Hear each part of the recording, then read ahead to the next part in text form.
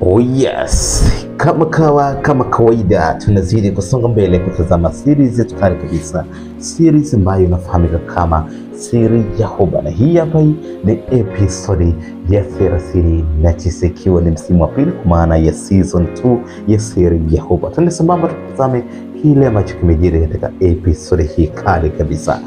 Cha muhimu tu ni wewe kubonyeza neno subscribe ili uwe mwanafamilia wa Mapo Movies na upate nafasi ya kupata taarifa tunavyo-upload video mpya na kuwekwa hapa. Hakikisha umesubscribe, hakikisha una like na kucomment, lakini pia bila kusahau kushare.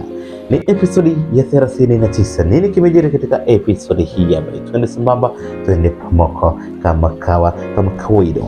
Tunamwona RK tayari ametoa macho mithili ya mjusi ambaye amebanwa na mlango, na hii ni baada ya kugewa taarifa ya kwamba mpenzi wake Aisha ameweza kuveshwa pete na Duma ambaye ni bosi wake na RK. Tendo ambacho kinamwacha na maswali mengi sana kichwani na RK. Ni nini ambacho kimetokea hadi Aisha akubali kuveshwa pete na Duma? Lakini pia ni kitu gani, makosa gani ambalo amemfanyia Aisha hadi kufikia hatua hiyo, kitendo ambacho kinamfanya akose amani sana RK.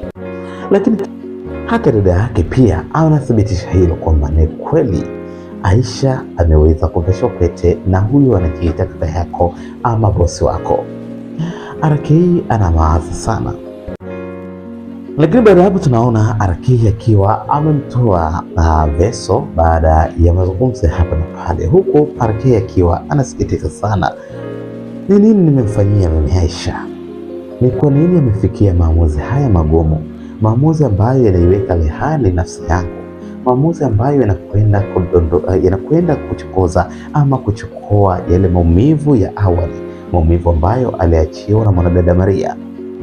Veso anamwambia ila usiwazi sana, inawezekana hana mpango kuolewa na kaka yako, ila tu ameamua kuvaa hiyo kwa kumfurahisha yeye, au pengine kulikuwa na shinikizo la wazazi.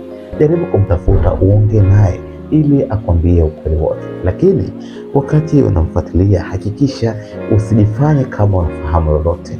Uendelea kumwangalia tu ili ujue mwisho wake utaishia wapi. Huenda hana lengo la kuolewa na yeye. RK anamwambia Veso, hivi mtu ambaye hana lengo la kuolewa na yeye atakubaliji kuvaa pete yake?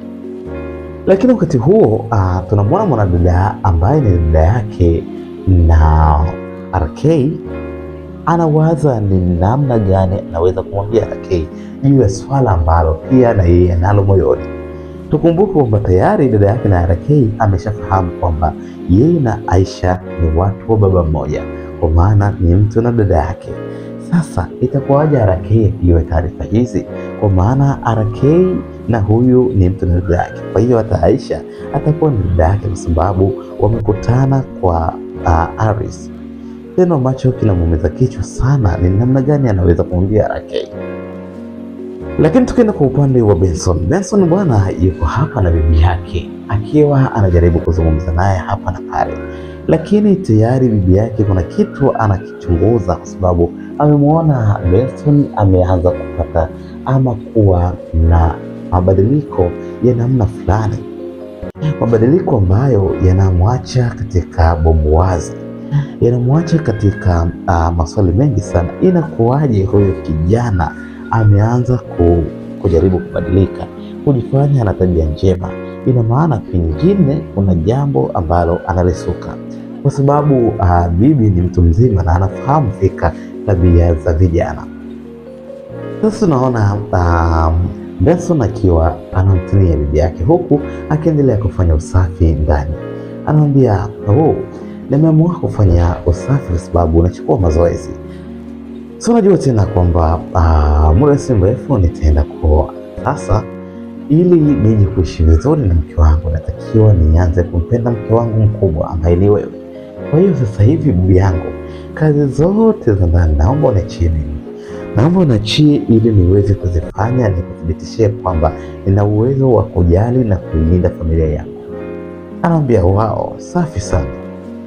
Kama umeamua kufanya hivyo na umeamua kuwa mtoto mzuri, inapendeza sana.